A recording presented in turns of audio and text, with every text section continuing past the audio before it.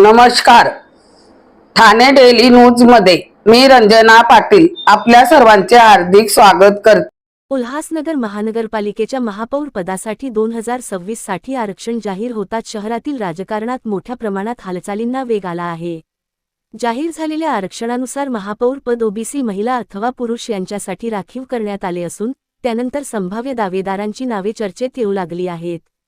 या आरक्षणाच्या पार्श्वभूमीवर शिवसेनेचे वरिष्ठ नेते, महानगर प्रमुख व अनुभवी नगरसेवक राजेंद्र चौधरी यांचे नाव महापौर पदासाठी सर्वाधिक प्रबळ दावेदार म्हणून पुढे येत आहे.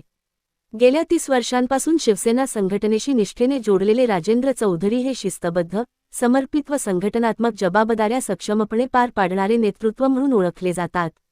शिवसेना संघटनेत त्यांना पहिली पसंती दिली जात असल्याचे बोलले जात आहे.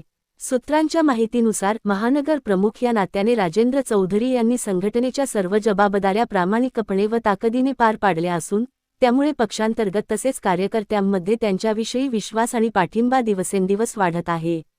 दरम्यान टीम ओमी कलानी पक्ष व कालानी गटासोबत संभाव्य आघाडीच्या चर्चांमुळे अश्विनी कमलेश निकम यांचे नावही राजकीय वर्तुळात चर्चेत आले आहे. मात्र शिवसेना संघटनेची भूमिका स्पष्ट असून आगामी विधानसभा, आमदार निवडणुकीसाठी पक्षाचा उमेदवार कालानी कुटुंबातूनच असणार असल्याचे मत संघटनेतून व्यक्त केले जात आहे. याच पार्श्वभूमीवर एखाद्या नेत्याकडून भविष्यात विधानसभा तिकीट आणि महापौर पद दोन्हींसाठी दावेदारी केली जात असल्यास त्यांच्या राजकीय संतुलन व पात्रतेवर प्रश्नचिन्ह उपस्थित होणे स्वाभाविक असल्याची चर्चा संघटनेत सुरू आहे.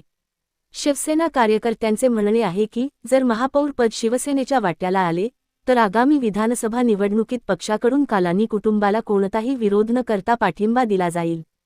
कालानी कुटुंबाची कोणत्याही पक्षासोबत आघाडी असो वा नसो, पाठिंबा कायम राहील अशी भूमिका संघटनेतून मांडण्यात येत आहे.